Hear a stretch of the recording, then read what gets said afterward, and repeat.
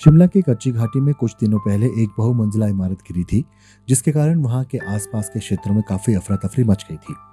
इस बहुमंजिला इमारत के गिरने से कई लोग बेघर हो गए हैं और आसपास की इमारतों को भी काफी नुकसान पहुंचा है। इस इमारत के गिरने से पहले ही इसे खाली करवा दिया गया था, क्योंकि इसमें दरारें आ गई थी। भवन में रह रहे 8 परिवारों के लोगों को दूसरी जगह स्थानांतरित कर दिया गया था। नगर निगम ने वहां पर कुछ भवनों को गिराने के आदेश भी दिए हैं। कच्ची घाटी का इलाका सिंकिंग जोन में है। एनएच से सटे इस क्षेत्र में कई बहुमंजिला भवन बने हैं। सवाल ये उठता है कि क्या ये भवन लीगल है और एमसी की पूरी परमिशन लेकर बनाए गए हैं? ऐसे कई तरह के सवालों को लेकर एमसी कमिश्नर आशीष कोहली से हिमाचल वॉचर ने बातचीत की। कच्ची घाटी में कितनी ऐसी बिल्डिंग्स हैं जिनको तोड़ने के निर्देश दिए गए हैं, और क्या ये भवन लीगल है और एमसी की पूरी परमिशन लेकर बनाए गए हैं?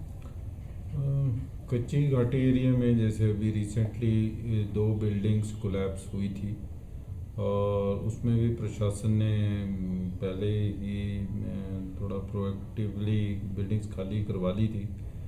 उसके उपरांत क्योंकि साइड में जो बिल्डिंग्स थी, एडजेसेंट बिल्डिंग्स थी, उनको भी खतरा हो गया था और स्पेशली जो 2 बिल्डिंग्स कोलैप्स्ड बिल्डिंग के ऊपर हैं और वहाँ पे क्योंकि बेस भी एक्सपोज हो गया था तो उनको भी खतरा था। इसको देखते हुए एक सरकार की तरफ से भी कमेटी गठित की गई, जिसमें जिलाधीश महोदय, डायरेक्टर टीसीपी, कमिश्नर एमसी और एससी पीडब्ल्यूडी हैं और उसने उस साइट का सर्वे किया। उसके उपरांत एक टेक्निकल टीम जो है उसने भी इस एरिया का सर्वे किया और उस सर्वे के उपरांत ये पाया गया कि 4 बिल्डिंग्स जो हैं उनको डिमोलिशन करना चाहिए, ताकि लाइफ एंड प्रॉपर्टी जो नेबर्स की नेबरहुड में हैं और या जो इन बिल्डिंग्स में भी लोग रह रहे हैं उनको खतरा ना हो सके। साथ ही एक बिल्डिंग का आदेश ये भी किए गए थे कि इस बिल्डिंग में रहेगा नहीं कोई। तो जो भवन मालिकों को निर्देश दिया गया डेमोलिशन से रिलेटेड, क्या उनका पालन कर रहे हैं?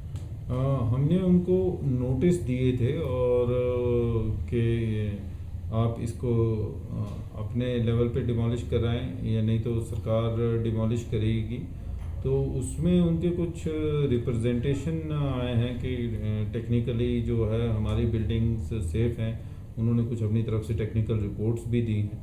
तो ये जो 4 सदस्यीय कमेटी मैं बता रहा था जिलाधीश महोदय, और हमने भी दोबारा से इस चीज़ को थोड़ा अध्ययन किया और उसके उपरांत अब एक व्यू ये है कि हम इसमें थोड़ा डिटेल्ड सर्वे, टेक्निकल इनपुट्स जो हैं एक्सपर्ट से और लेंगे।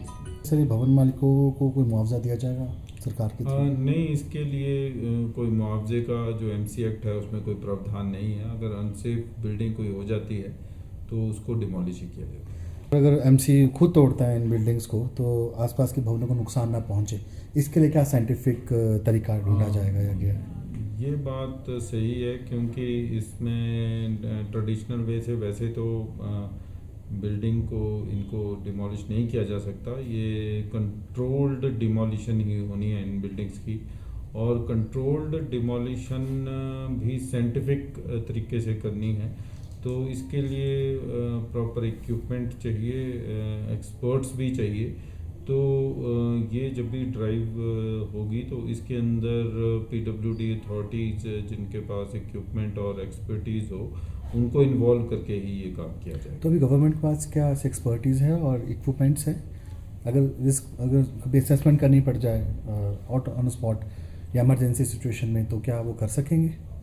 ये तो करेंगे ही, और इसके लिए हम जैसे स्ट्रक्चरल इंजीनियर्स है आईआईटी मंडी से, एनआईटी हमीरपुर से और पीडब्ल्यूडी के आर्किटेक्ट्स भी, उनसे भी हम इसकी असेसमेंट करवा रहे हैं। सर, बात अगर शिमला की करें तो शिमला शहर के और हिस्सों में, अन्य हिस्सों में भवन जो बनाए गए इनकी असेसमेंट कब तक की जाएगी सर?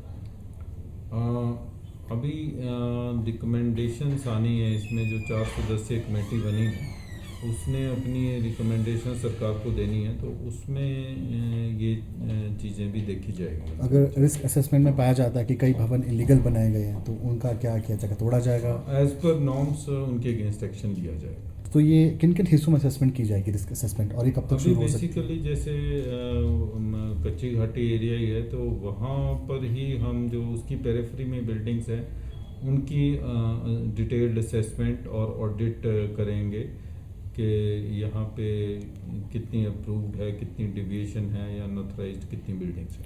हम कच्ची घाटी का नाम बार बार लेते हैं, कच्चा कच्चा वर्ड यूज़ होता है। जब कभी मेन शहर का निर्माण हो रहा था शिमला का, तो क्या ये बात सच कही जाती है कि कच्ची घाटी में पूरे शिमला का डंप फेंका जाता था और वो आज उसका नाम कच्ची घाटी रखा गया है? अब ऑफिशियली रिकॉर्ड के हिसाब से तो ऐसा नहीं कुछ मुझे नॉलेज, बट ये जो एरिया है हम आज के कंटेक्स्ट में देख रहे हैं, पर आज से अगर 20 साल पहले देखें तो ये कुछ टाइम एरिया ये सेमी अर्बन एरिया था और कुछ टाइम ये एमसी में रहा, फिर नगर पंचायत टूटू में चला गया, उसके उपरांत ये साडा में चला गया और ऐसे ही एरिया चेंज होता रहा। तो ये जो अप्रूवल्स है इसमें वो मैक्सिमम 2003-06 उस टाइम्स की है। तो आपको लगता है कि सारा जो जोन है, जो एरिया है, वो बिल्कुल ही रिस्क असेसमेंट में आता है, कच्ची घाटी का एरिया? ये हम जैसे स्टेट जियोलॉजिस्ट भी हमने इसमें इन्वॉल्व किए हैं जियोलॉजिकल डिपार्टमेंट से, तो उनकी रिपोर्ट के आधार पर भी ये देखते हैं इसमें क्या बन पाएगा।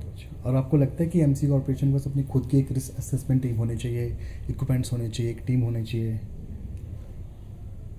हाँ, मतलब थोड़ी और अगर ऐसा हमारे पास भी प्रावधान हो तो ऑब्वियसली वो ज़्यादा हेल्पफुल रहेगा।